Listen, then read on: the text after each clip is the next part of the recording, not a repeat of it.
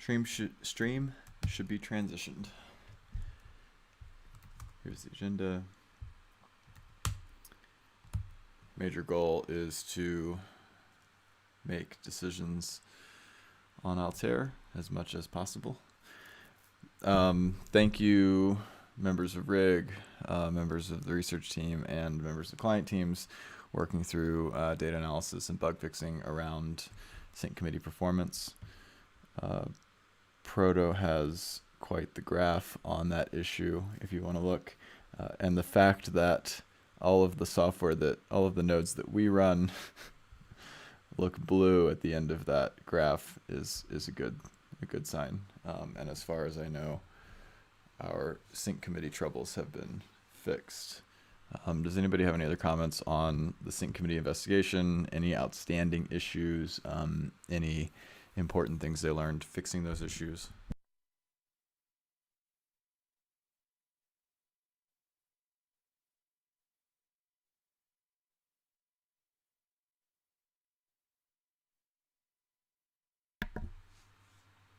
Okay. So, I mean, I can just briefly mention the problem that we had. yeah, sure. It was kind of funny. So we have this anti-DOS protection in libp2p, which adds some extra filtering, because when people subscribe to gossip, technically you could send lots and lots and lots of subscription and fill up our subscription table and like make Nimbus use lots of memory. So we had a special filter there, and we kind of forgot to add the sync topics in there. So it was kind of sad as far as bugs go. Oh. I guess one question is, do we have sufficient monitoring in place now? I know we have sufficient debug tools, but will we be aware of issues? Because I felt like this issue kind of sat for a while without anybody maybe being aware. I'm not sure if that's the truth.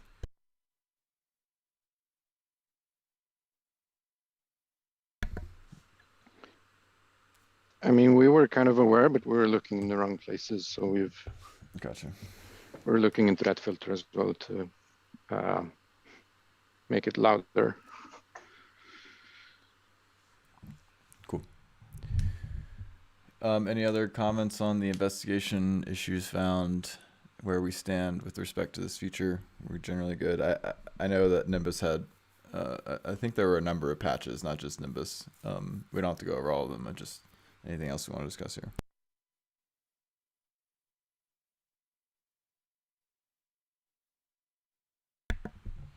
Okay. So last call 2 weeks ago, we had a number of things we wanted to get done. Additional testing on Piermont, which Perry carried out. I believe we had a release of additional test vectors in that, and we wanted to fix the Altair, the sync committee performance, which came down to the wire. We did. And if we did that, we wanted to talk about a fork date today. A fork date would imply client releases, mainnet ready client releases no later than 2 weeks prior, maybe 16 days prior, so that we can do a blog post 14 days prior at the minimum to get people ready for an upgrade. Tentatively, we talked about doing releases at the end of September. That's the end of next week. Maybe doing a blog post a few days later and doing an upgrade mid-October, maybe October 18th, 20th, something in that range. Where do we stand on that? Are we feeling, do we have the same amount of confidence? We're ready to do this? Do we have new information and need to make a different decision? Speaking of Teku, ready to go, but would prefer to see 3 to 4 weeks lead time, just because there are the big operators will take longer to upgrade, I expect, and there'll be more due diligence around it. I want to make sure everyone's got time. So 3 to 4 weeks from releases plus blog post to mainnet date. Right. Yeah. Okay. Yeah. Okay.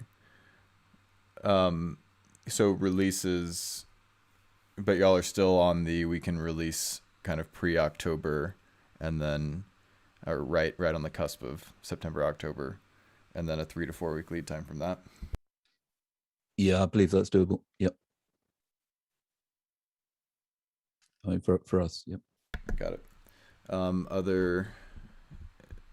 Anyone against such a release timeline? Especially on that, release by end of September.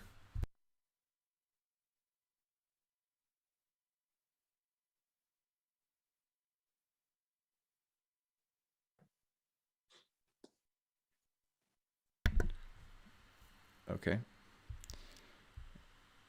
So let's pick a date. My calendar, I think, kicks me out every 4 weeks at the same exact time, and I have to re-log in. I think it's literally during this call because it's happened another time. I'm trying to log back into my calendar. I apologize.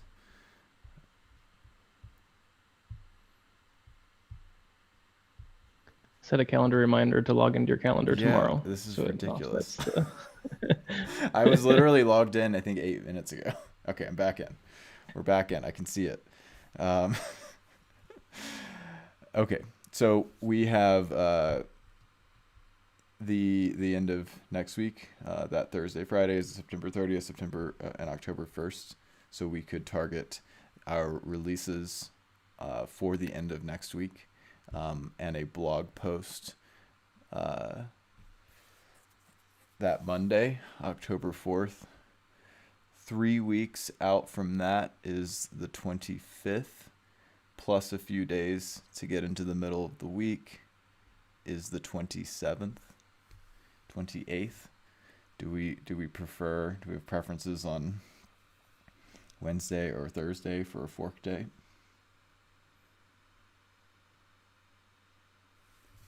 Someone's got to have a preference. Middle of the week sounds good to me. It's further from the weekend.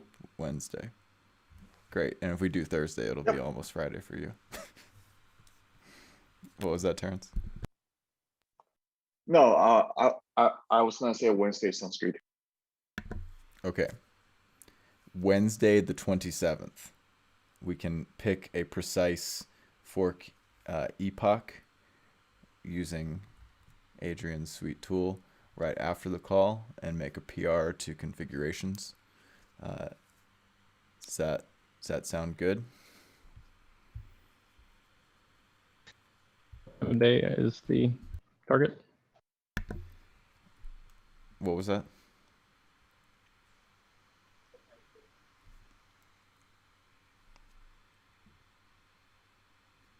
I missed that, Micah. I'm sorry.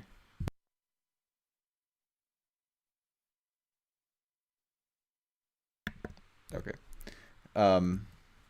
Okay, so say it out loud again. End of next week, client releases, mainnet releases. A blog post by the EF and anyone else that wants to join in that on October 4th to discuss dates, upgrades, and client releases. That then 3.5 weeks from that point is October 27th, at which over the next day we will select an epoch on that date. Anyone against what I just said?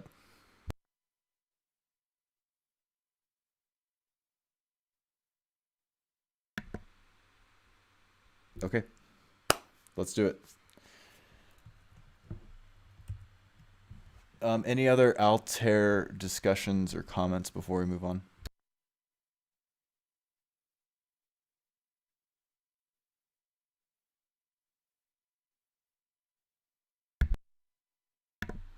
Great. Well, let's go through some client updates. We can start with Teku. Right, tis I. Let's start with introductions. So we've had a couple of new joiners. Reggio has been around for a few weeks and is in Australia and not here. Enrico joined last week and is in Europe and is here. So welcome, Enrico. On the client side, we fixed an issue that came up on Prata Network. We first saw it there. There was a rare edge case where Teku would fail to produce blocks. It's some kind of weird race condition where we would see an attestation first in a block and then later receive it via gossip. And then there were some other sort of weird conditions. And when it all coincided, we'd failed to produce a block later. It was rare on Prata, and we've not seen it on mainnet or had it reported, but nonetheless, it's fixed in 21.9.1, which is the most recent release there. And other minor things, we've upgraded to Blast 0.3.5, which came out last week. We now have support for building on JDK 17, which is a newly released long-term support version of Java. And we're working on merge support in a dedicated branch and various other minor bug fixes and bits and pieces as usual. That's all I've got. That sounds like a painful bug to debug. Adrian is astonishingly good at debugging. Excellent. Prism. Yep. Hey guys. So on the Altair front, we're just chugging along. We have merged everything into the canonical develop branch. So that's done. So right now, just a few minor bug fixes with the RPC endpoint, and then a few optimizations here and there. So far it's looking pretty good on our end. And then we are also gearing for the V2 release, which will be end of next week. And that release contains slashers. We also reorganize package structures to be more Go-like. Also align all the matrix namings, all the standardization, and all the good stuff. And like Teku, we're also working on the merge spec support on a dedicated branch. And yep, that's it from us. Great. Thank you, Terrence. Nimbus. Hi. So we've been working on passing all the new tests, also the one from BLST as well. Our last week was focused on making sure that Prata worked. So we had issues regarding sync committee messages and also a low number of peers that we are debugging or have debugged. And we want to do a release next week. Well, so the timing is good to fix everything and make sure that our main release is rock solid for Prater and Altair. Great, thank you. Lodestar.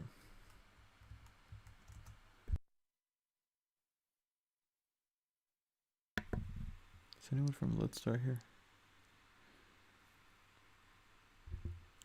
Lodestar progress continues.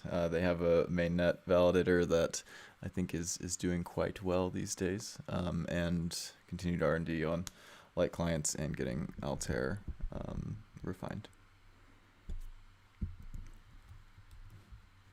Next up, Lighthouse. Hello, Paul here.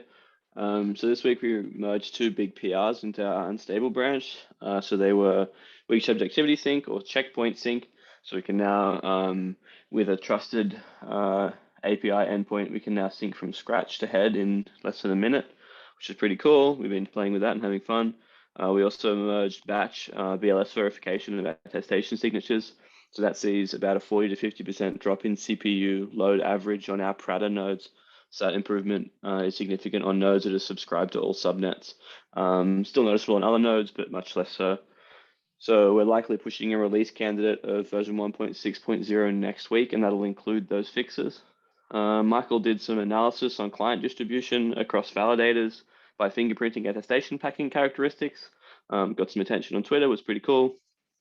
We're working on our implementation of the merge, getting ready for more testnets very soon. And Adrian Manning has been working on reducing libp2p bandwidth. He seems to have over a 50% reduction at this point, but we're still monitoring to see if it comes with validated performance costs. That's it from our end. On the libp2p bandwidth. Do you have a TLDR on that? I haven't been paying attention. I think he's trying to reduce gossip duplicates by reducing his mesh size or something like that. Yeah, not super clear on it. Got it. Thank you, Paul. And Grandine. Hi, this is Solus from the Nina team. So we are still mainly focusing on the multiple runtimes refactoring, and regarding the Altair, we can sync the chain now, and we still need some work on the validator side, and I think maybe in a couple of next weeks we will be back on the Prater network. Altair. That's all. Got it. Thank you. Okay, moving on. Merge discussion. We are working very diligently, Mikhail, myself, and many others, on refining initial interop specs for the merge. We expect a release tomorrow on the consensus side, which would be kind of a stable target for initial interop in the start of October. Additionally, on the execution layer side, we'd have that EIP stabilized, and also there is a minimal version of the execution API, or the engine API, here that's being put through the ringer, and we expect to stabilize again in about 24 hours for release, so that we can all have a common target moving into October. That's the main merge update on my end. Anything else, Mikhail or others? Thanks, Danny, for the update. I don't have anything to add here. I was just going to say something like that. Cool. Like you already did. Mikhail, are you going to put all the links kind of in a single place as something like a meta spec for initial interop? Oh yeah, right. Yeah. I've started to work on this document. It shouldn't be that long. I mean, just spec versions and fill in the gaps that we have in the spec, like what to do with the random field on the execution client side. So because we don't have any EIP for that yet, but it's already specified in the consensus specification. So cool. That should be finished tomorrow within the spec release, I guess. Great. And if y'all haven't taken a look, I mean, primarily what we're dealing with is upgraded types and this communication protocol from the consensus side. So order of magnitude simpler than Altair, I would suppose, especially now that clients have kind of a standard fork mechanic path in the code base. So take a look. Any questions about the merge or comments or discussion points? I'm keen to get my hands on an execution node that has the API implemented. Yeah, if anyone has that, keen to play with it. I'm not sure who is farthest along. Hopefully there'll be something relatively soon. Proto and others were thinking about actually mocking an execution engine or mocking the consensus side for testing of the API. Proto, do you want to talk about that a bit? Right. So what we learned from Renism is that once you have many clients talking to each other, you have this quadratic integration issue, which can it can delay things. And so instead, I would like teams to focus on sharing more tooling and trying to share testing. And one of these things that we can share is a mock version of the beacon node and a mock version of the engine node that conform to the specification, are light to run, and you can test against. And once we can have all consensus clients work against the mock execution engine, and all execution engines work against the mock consensus clients, then we have a much better chance of interop. Yeah, I totally agree. I had a lot of trouble last time trying to get matches because the serialization format between the consensus clients and execution clients are quite different, just in the way that we, serialize byte strings, hex strings, and stuff like that. So it'd be super useful. I think I published some test vectors last time. I'll do the same once I can get it up. But yeah, a mock thing would be really handy. I was going to produce one on our end because we're going to need it for unit testing as well in CI, so we don't have to spin up a whole other execution chain.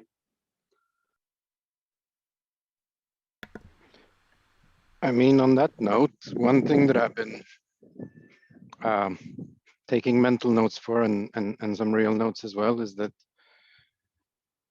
given that the execution API is kind of this private-ish API between the consensus client and the execution client, they shouldn't really be exposed to user applications, like normal user applications. And that means that it kind of could live in a separate space in the execution client.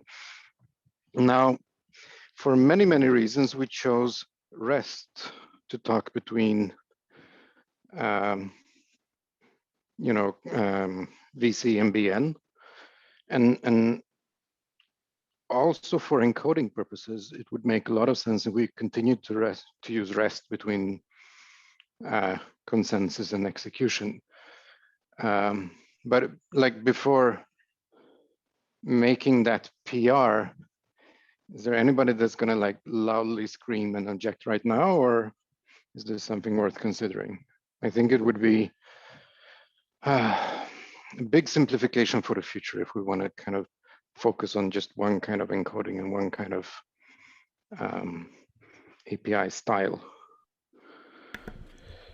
So I think the primary pushback is the execution layer already has a JSON RPC interface. It's suggested to be exposed on a different port for some sort of separation, but at the end of the day, it's a compromise in one way or the other in terms of formats required, because the user API on the JSON RPC is not going to go anywhere.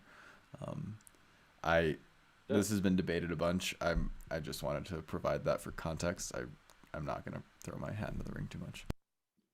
My understanding is that we used an RPC because this type of communication is not suitable to REST. We need we can't really load balance the execution node because we need to stay in sync. So eventually we're going to have a protocol where the execution node is going to be like, oh no, I actually don't know that block that you refer to, and then we have to push blocks to it, and we have to create this very much RPC style sync method between the two. That was my understanding, is why RPC was chosen.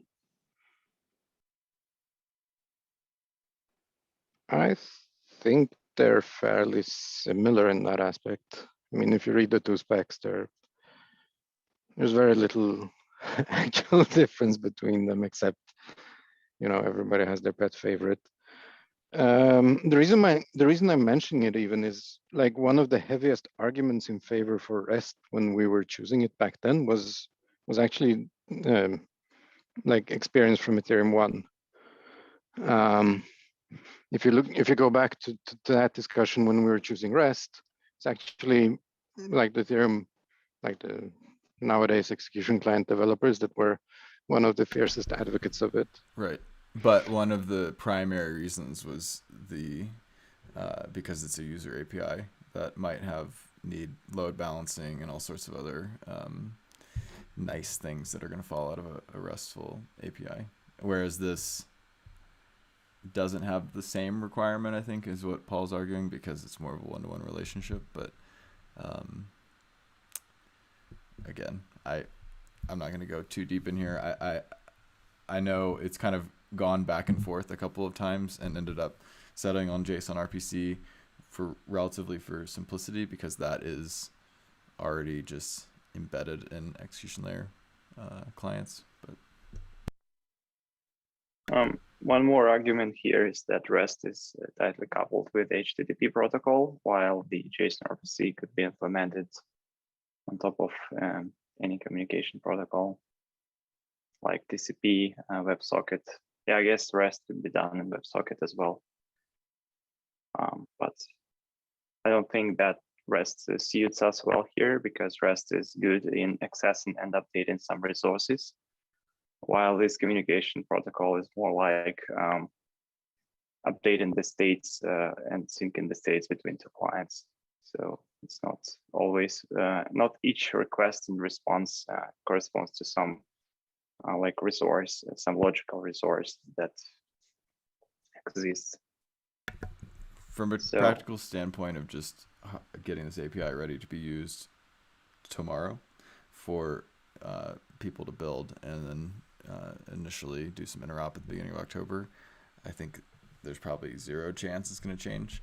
But if there is a compelling argument and you want to continue to have the conversation and try to change it after, that's probably the path.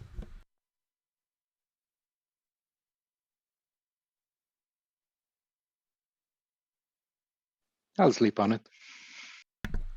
Cool.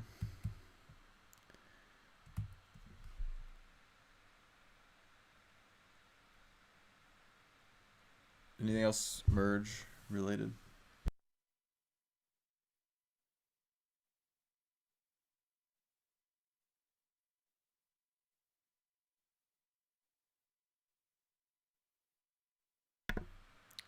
Yeah, with the release tomorrow, there will be at least kind of a minimal set of consensus vectors available on the consensus side, so keep your eyes peeled. Any research updates other than in merge?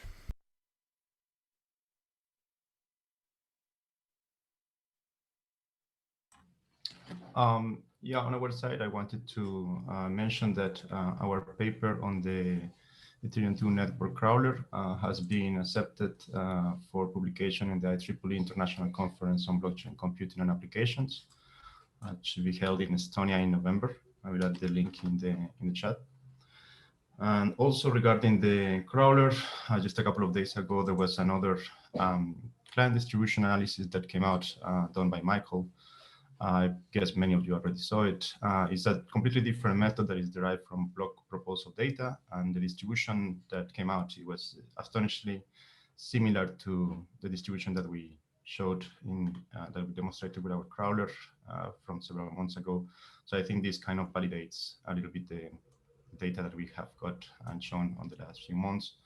I'm going to add the link to the Twitter so that you can take a look at it.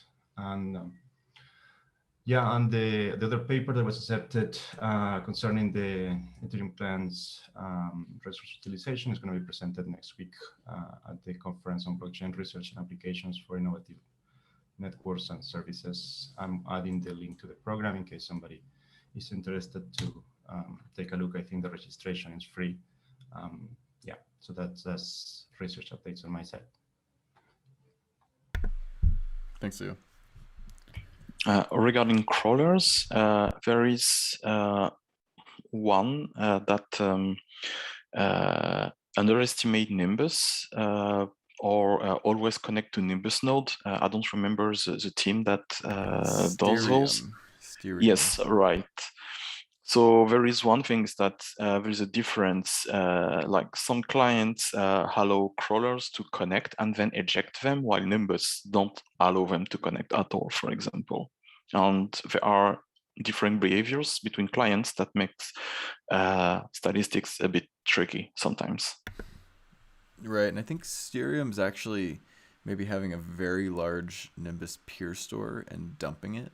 And so they're seeing, like, actually what you see from that is like biases in how Nimbus connects to and doesn't connect to clients over time. I believe that was my understanding of it when I spoke with them.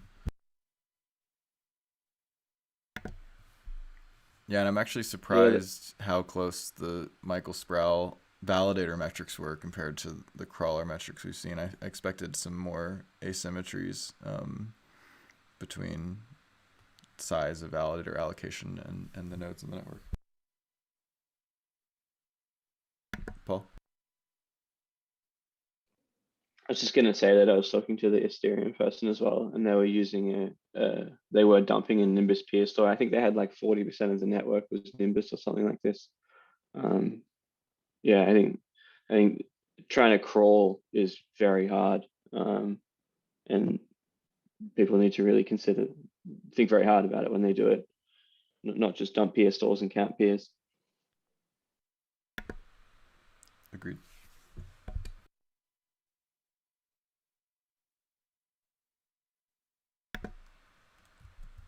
Okay. Anything else?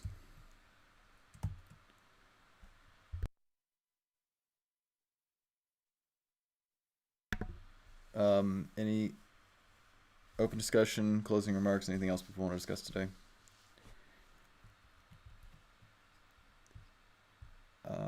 I'm going to suggest that we do not have our meeting 2 weeks from now, because a number of us will be in person working on merge interop, and Altair will be kind of progressing along. I would say we only would do a call or some sort of formal gathering in the event that we're having some sort of issue or hiccup with the Altair progression at that point.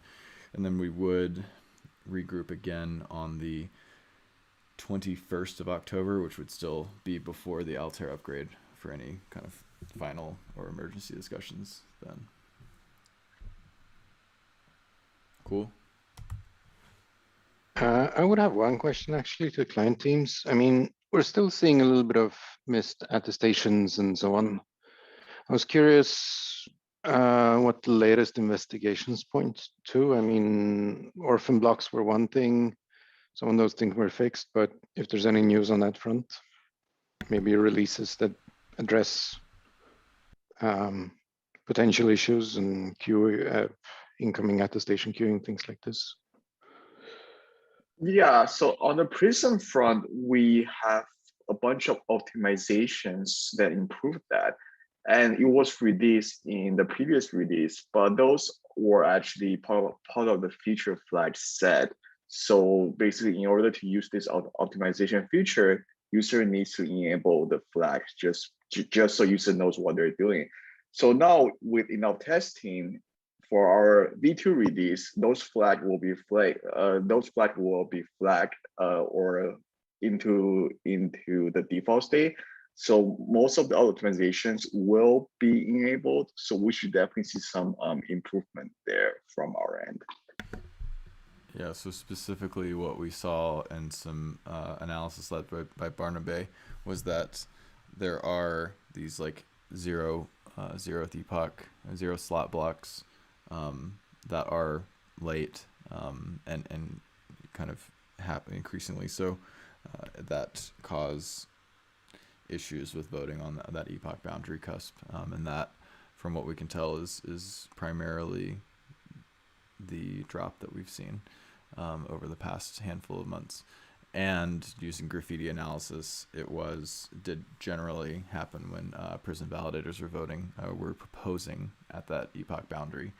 And what Terrence was alluding to was they have quite a few optimizations for that epoch boundary, one of which is just not waiting just in time to do it, and kind of when you're at the prior to that boundary and you know kind of what to build on, you can optimistically just do that epoch transition, get the shuffling in place and stuff.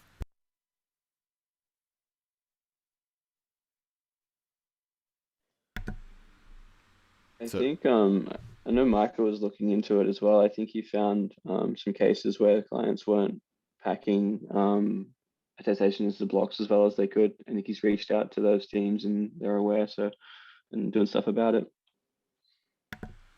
Yeah, the nice thing is we have a required upgrade in late October where any of these optimizations that have been kind of filtering out will all be enabled at that point. So that would be our data point as to whether what we've been putting in place on packing and putting in place on these zero slot optimizations, epoch transition optimizations are actually going to fix what we think they're going to fix.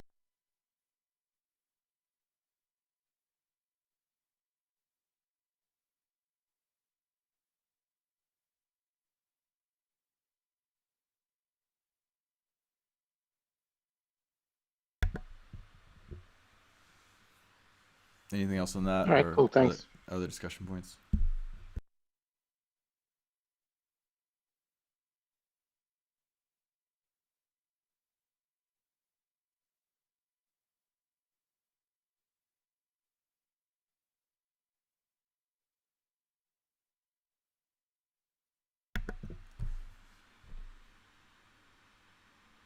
Okay. Cool. Thank you. We will regroup in the chats to figure out a fork epoch and get that up in the configs. Good work, everyone. And releases at the end of next week. Talk to y'all soon. Thanks all. Bye. Thanks. Bye. So, Thank you. Thank you. bye. Thank you. Bye. Bye. Bye.